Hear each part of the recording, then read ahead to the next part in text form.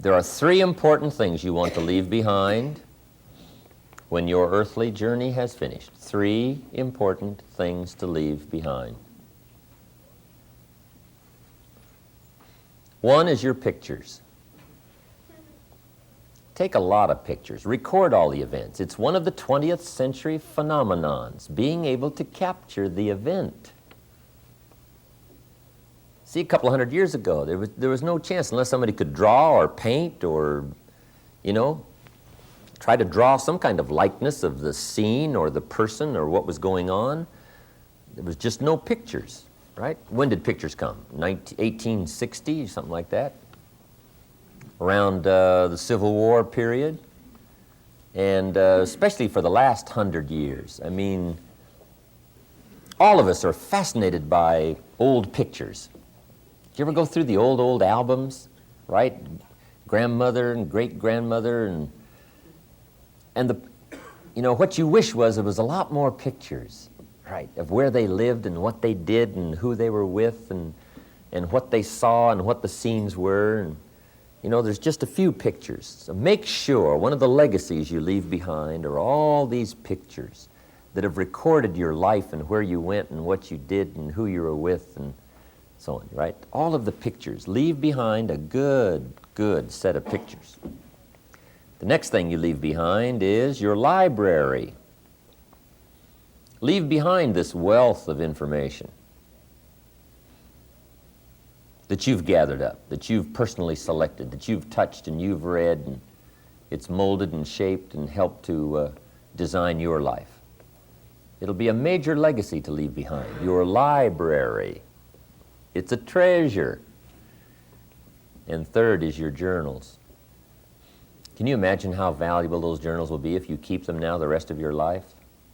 All of your ideas and thoughts and notes, and things you've gathered up over the years, that might be a whole library in itself. Mine now is quite a growing library of journals I've kept over the last 20-some years. Incredible. I was in my motorhome not long ago up in Oakland. I did a seminar one evening, and somebody broke into my motorhome. And they took cameras and tape recorders and leather briefcases, and a whole lot of stuff, which I didn't mind.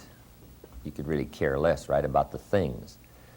But they took one briefcase that had in it some of my journals that I didn't have any copies of. Treasures. No telling what I would give to get those back.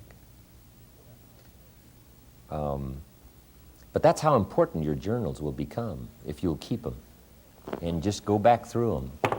But you can imagine, see, the legacy you leave behind when people can go back, right?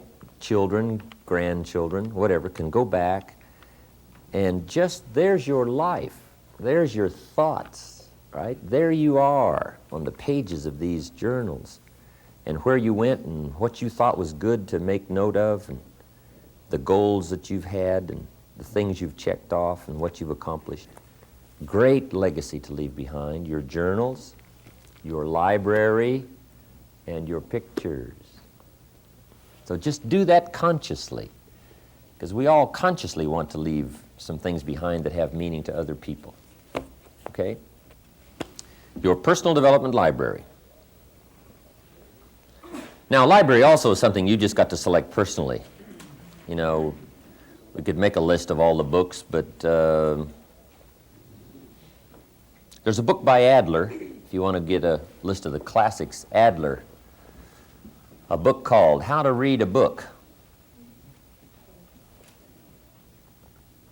How to Read a Book by Adler. And in it, he's got a list of what he thinks are the, 100 most important books ever written. Use that as a start. But then you've just got to go to the library. You've just got to go to the bookstore. A library is something that's personal. Because one book that I've got that I think is really great, you might go through it and say, I think the guy's crazy. Which is okay, right? Because sure enough, one you think is really great, I think the guy's off his rocker. But because, different books and different styles and different ways of putting things is going to appeal to different people. So a library is something personal, something you select, something you go through the books. Look to see things that appeal to you. Okay.